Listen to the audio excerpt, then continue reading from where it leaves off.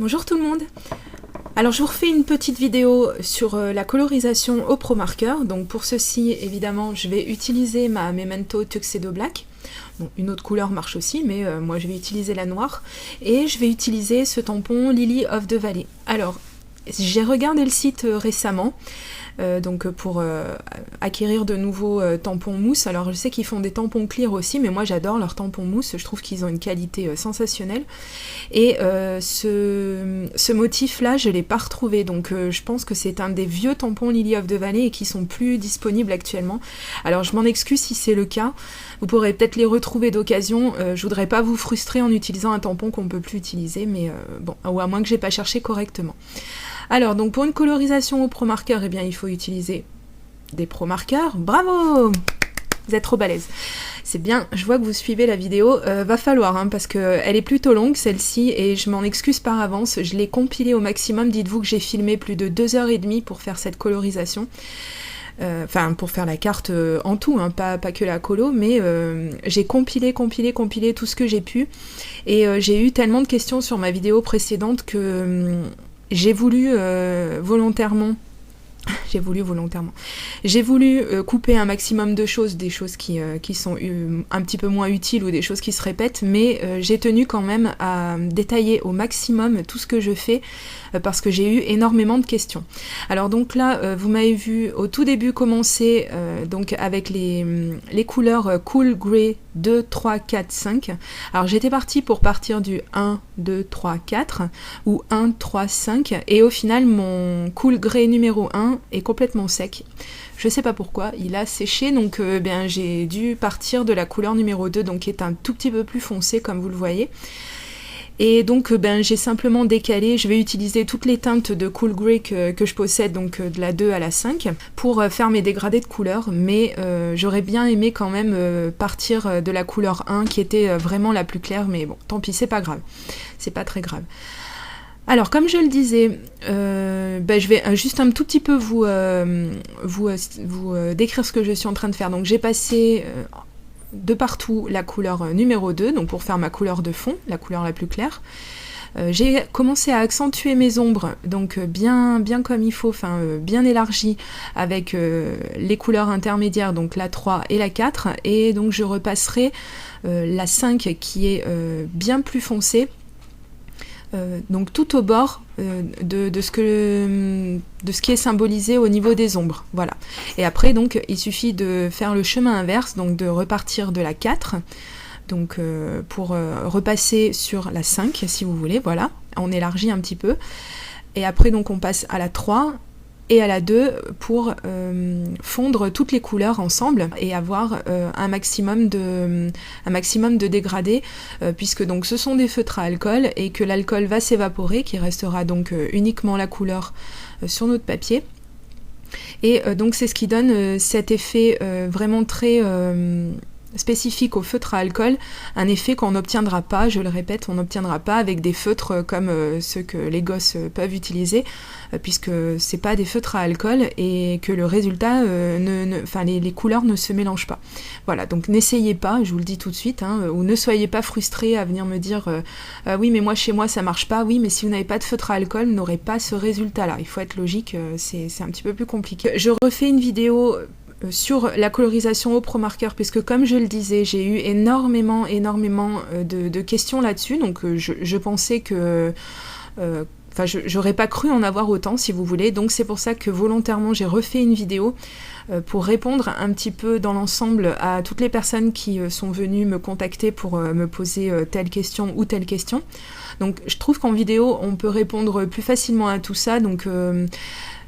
N'hésitez pas si vous avez effectivement des interrogations sur un point ou sur un autre, que ce soit sur la colorisation ou sur toute autre chose, à me laisser votre question en commentaire ou à me contacter sur mon Facebook ou sur mon mail, il n'y a pas de souci. Et en fait, s'il y a des sujets qui se recoupent, eh bien, je pourrais faire des vidéos pour vous répondre et pour que ce soit un petit peu plus clair. Parce qu'il y a des moments, c'est pas très facile d'expliquer un petit peu tout ça par écrit. C'est vrai que Ça peut aider, mais souvent c'est vrai que je préfère traiter ça en vidéo parce que comme ça on a tout de suite la démonstration en direct et c'est beaucoup plus parlant, je trouve. Alors comme je le disais, ça va être une vidéo longue. Alors c'est sûr que c'est la colorisation bien entendu qui va me prendre le plus de temps. Puisque je vais utiliser quand même pas mal de couleurs et qu'en prime je vais un petit peu galérer. Alors je vais galérer pourquoi ? Parce qu'en fait ce tampon qui est très très beau et que j'ai depuis assez longtemps, je vous dirais que je m'en suis pas servi très très souvent, bizarrement. Pourtant vraiment je l'aime beaucoup. Et en fait, il est très beau, je viens de le dire, je le redis encore, vraiment il me plaît beaucoup. Mais par contre, vous allez voir, c'est un petit peu compliqué pour arriver à trouver, si vous voulez, les limites de chaque élément. Donc par exemple, les limites, surtout les limites au niveau des fleurs et du feuillage. Ça a vraiment été un petit peu galère, donc vous allez voir au cours de la vidéo, je vais revenir souvent sur certaines couleurs. Parce qu'en fait, donc vous voyez, en fait, c'est une petite oursonne, si vous voulez, qui ouvre son volet avec elle a la main sur une fenêtre. D'ailleurs, ça, fallait le savoir. Hein, j'ai compris avant de me tromper que c'était une fenêtre et que c'était pas le deuxième volet. Et donc elle a son petit arrosoir dans la main et donc elle arrose sa jardinière. Donc évidemment, il y a des éléments de bois qui vont venir se mélanger aux éléments mousse, enfin pas mousse, mais feuilles des petites fleurs qu'on peut distinguer, si vous voulez. C'est très compliqué à expliquer, mais en fait, en le colorisant, je me suis retrouvée un petit peu mal par moment. Et puis j'ai eu aussi quelques petites misères avec mes Pro Markers, donc comme vous l'avez vu au tout début où j'en avais un qui était sec et que j'avais pas prévu le coup. Et donc là j'utilise du orange, donc là c'est la teinte pumpkin en l'occurrence, mais juste avant, donc vous voyez à peu près au milieu de l'image, j'ai une couleur très puissante au niveau du orange et des petites taches, regardez, sur le bas du gris.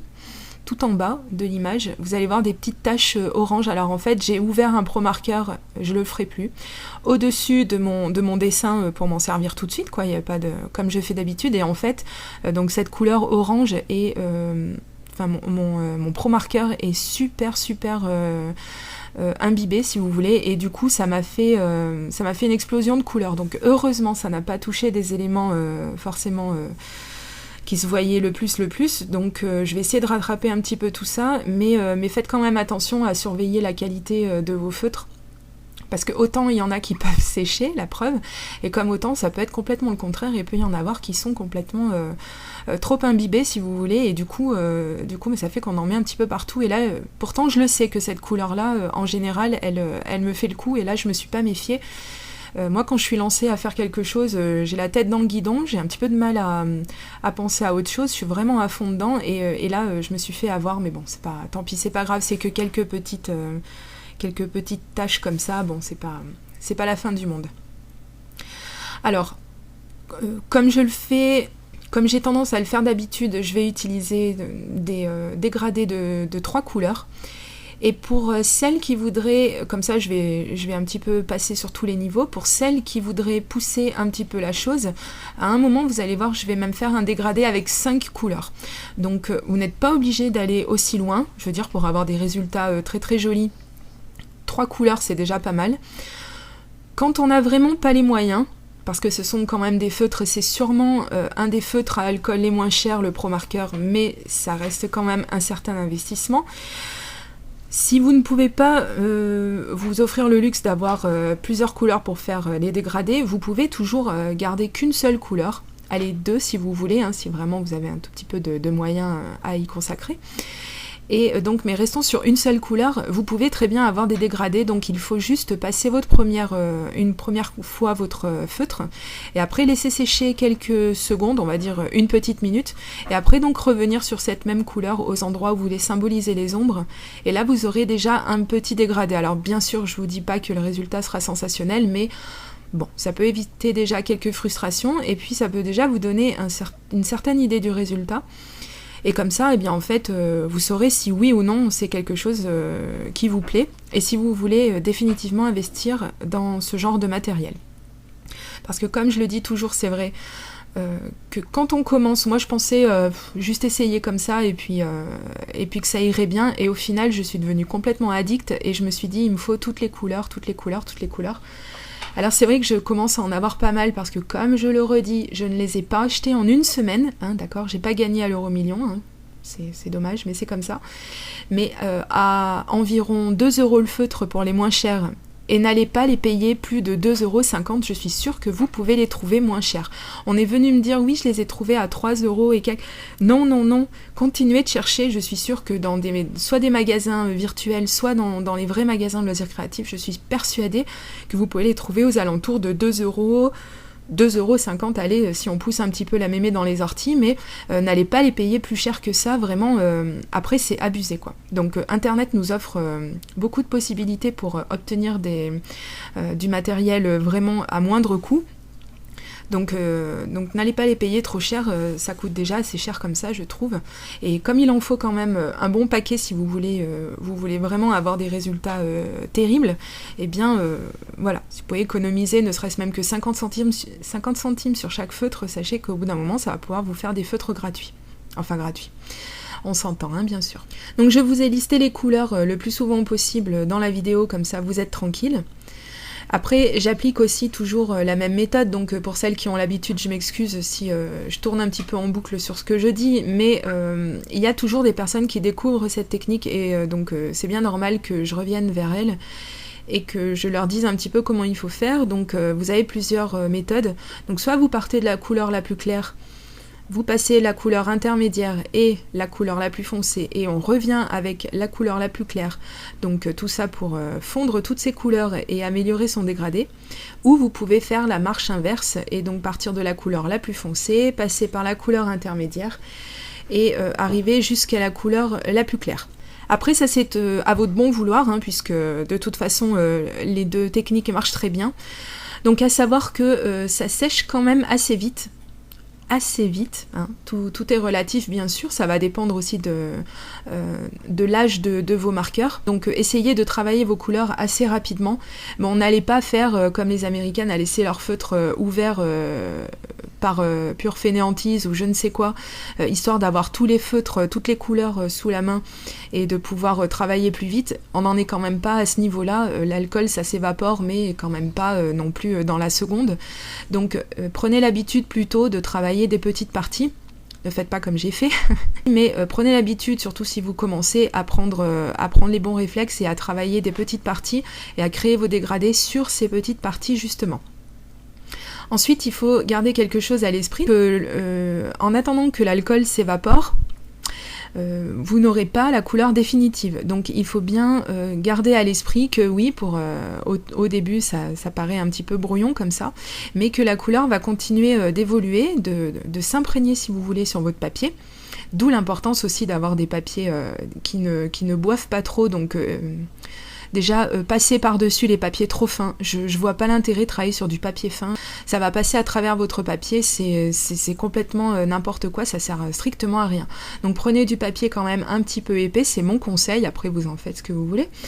Et donc essayez de prendre des papiers qui soient vraiment consacrés, on va dire, à ce genre de technique. Alors c'est sûr que c'est un investissement aussi, mais après si on veut vraiment un résultat d'enfer, eh bien je pense que ça mérite quand même d'investir un petit peu dans du papier potable. Après, je l'ai déjà dit et je le redis, et vous me l'entendrez sûrement redire encore parce qu'on me posera encore la question, vous avez un très bon hybride, donc c'est le papier Bristol ou le papier DCP également qui peut vous offrir également de bons résultats.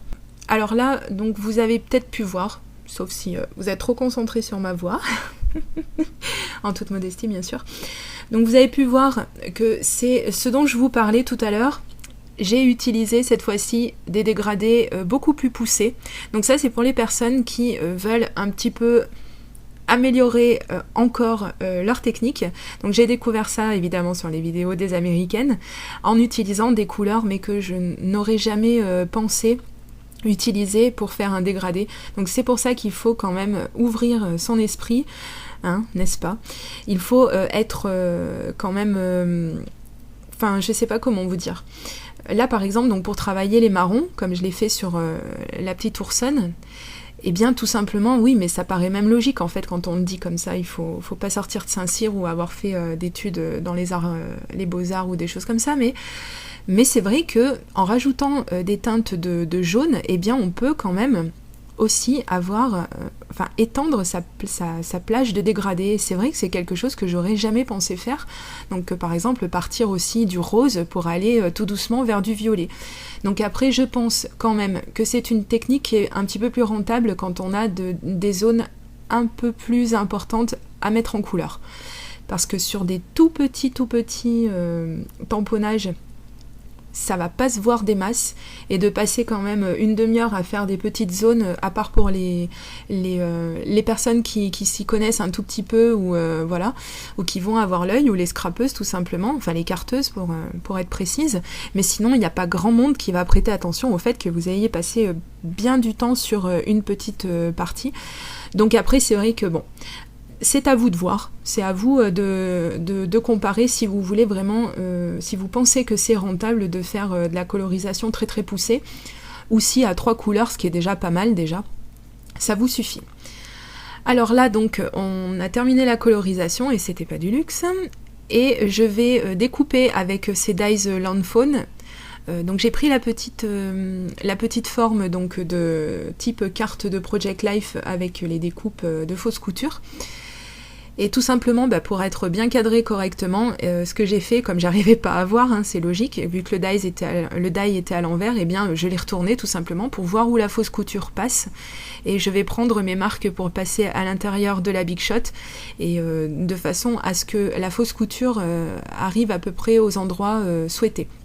Alors là, vous allez voir que pour garder toute la longueur au niveau des petites fleurs sur le bas de l'image, eh bien j'ai dû rogner un petit peu sur le haut, et là il a fallu que je fasse un petit raccord de couleur avec les feutres à alcool pour remettre la couleur grise tout en haut. Alors ensuite j'ai sorti ce bloc de papier de chez Zeman, comme je vous ai montré, et donc je voulais faire une carte aux couleurs toutes douces, très pastel. Donc cette carte, je vais la faire concourir, donc parce qu'il y a un concours oh là là, parce qu'il y a donc un petit challenge sur le site Lily of the Valley, qui est encore en cours, je crois, si je me trompe pas. Bah oui, parce que sinon il faudrait que je me dépêche un petit peu d'envoyer ma carte. Et donc vous pouvez participer également. Je crois que la seule chose qu'il faut, c'est utiliser un des produits Lily of the Valley, donc à vous de voir. Ensuite, donc j'ai sorti ma poche. Oui, c'est un peu le foutoir dans cette poche. Les rubans, les choses comme ça, les matières comme ça, c'est pas des choses que j'utilise tous les jours. Et pour l'instant, je me suis consacrée au rangement, classement de plein de choses. Donc autant au niveau de mes dies qu'au niveau des découpes, silhouettes, big shot, etc. Et je suis en pleine réorganisation, mais comme perpétuelle en fait, la réorganisation de ma scrap room. Et alors franchement, les rubans, les choses comme ça, c'est pas les choses qui sont primordiales et qui doivent être rangées, parce que vraiment je les utilise tellement peu souvent. Donc bien sûr, c'est vrai que le jour où on en a besoin, et bien évidemment c'est le jour où on va se maudire de ne pas avoir pris le temps d'un petit peu ranger tout ça. Je le ferai un de ces quatre, c'est fort possible, mais en attendant j'ai d'autres choses à faire, donc voilà, je laisse à peu près tout ce que vous m'avez envoyé dans une poche, un petit peu comme ça en foutoir, mais je sais à peu près ce que j'ai, donc déjà c'est déjà pas mal. Et puis la poche est transparente, donc c'est pas un problème. Voilà. Ensuite donc j'ai sorti un autre papier d'un autre bloc, et donc j'ai maté mon tamponnage tout simplement, en carte de Project Life. Donc là je vais utiliser ce joli tampon dont je me suis encore jamais servi, donc qui est encore un tampon Crafters Companion, puisque je commence à en avoir quelques-uns maintenant. Et donc je vais utiliser ce petit sentiment. Alors au tout début je l'ai tamponné avec la Versafine Smoky Grey, comme je viens de vous la montrer à l'écran. Et puis vous allez voir que je vais un petit peu changer d'avis par la suite, mais chut, je ne dis rien pour l'instant, je vous laisse regarder un petit peu plus en avant de la vidéo, voilà. Et donc après, tout simplement, j'ai découpé en forme de fishtail, comme on dit.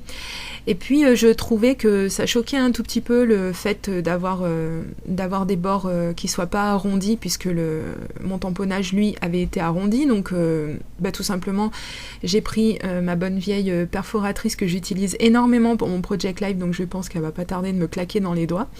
Mais bon, pour l'instant ça marche, on va pas pas se plaindre.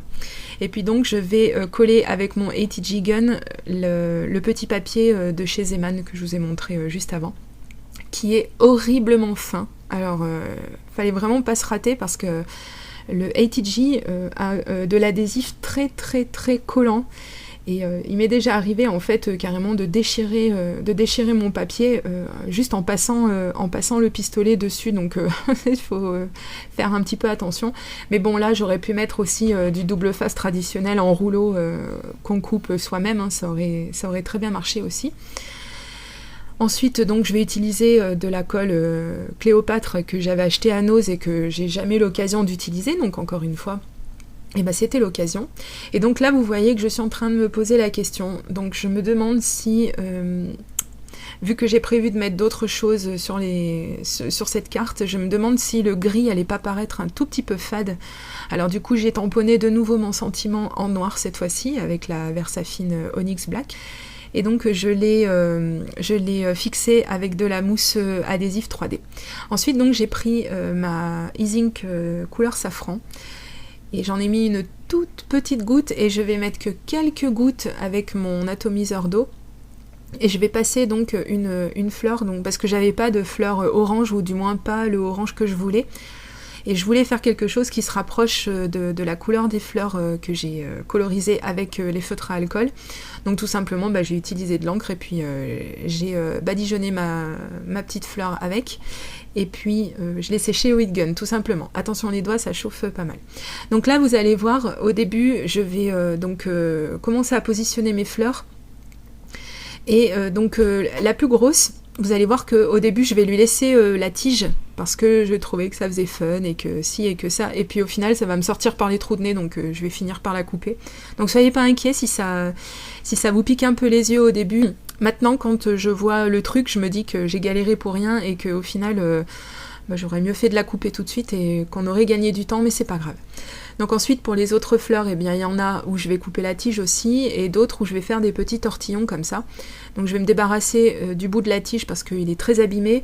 Alors attention, quand vous coupez du métal comme ça, ne coupez pas le métal avec le ciseau que vous avez l'habitude d'utiliser pour couper votre papier, etc. Parce que ça va franchement l'abîmer, donc prenez l'habitude aussi d'utiliser, si possible, un ciseau pour chaque matière. Vous verrez, vous en porterez pas plus mal. Et puis donc, pour rester un petit peu dans l'esprit des cartes qu'on peut voir sur le site de Lily of the Valley, je voulais quelque chose de très doux, de très pastel, comme je l'ai déjà dit. Et je me suis dit que rajouter quelques petites perles, demi-perles comme ça, ça pouvait donner un côté encore plus sympa à la carte. Du moins, ça me plaît beaucoup, beaucoup. Ensuite, donc, j'ai sorti mon Glossy Accent, et donc, comme on me pose encore souvent la question, donc comme vous le voyez, je laisse une aiguille perpétuellement à l'intérieur, et ça évite qu'il se bouge comme ça, donc c'est pas plus mal. Et donc j'en ai passé sur ce qui est censé être la fenêtre sur mon tamponnage. Et puis donc après j'ai pris des stickers de Ranger, et je suis venue en mettre un petit peu sur les fleurs, donc toujours pour obtenir un petit peu de brillance et donner encore un peu plus de douceur et un petit côté girly qui me plaît beaucoup à cette carte. Voilà. Et bien j'espère que cette carte qui est enfin terminée vous a plu, et j'espère qu'elle plaira également au jury du challenge de Lily of the Valley. Quant à moi, eh bien je reviens très très vite, c'est promis, avec une autre vidéo, et en attendant, gros bisous, prenez soin de vous et à très bientôt. Gros bisous, bye bye.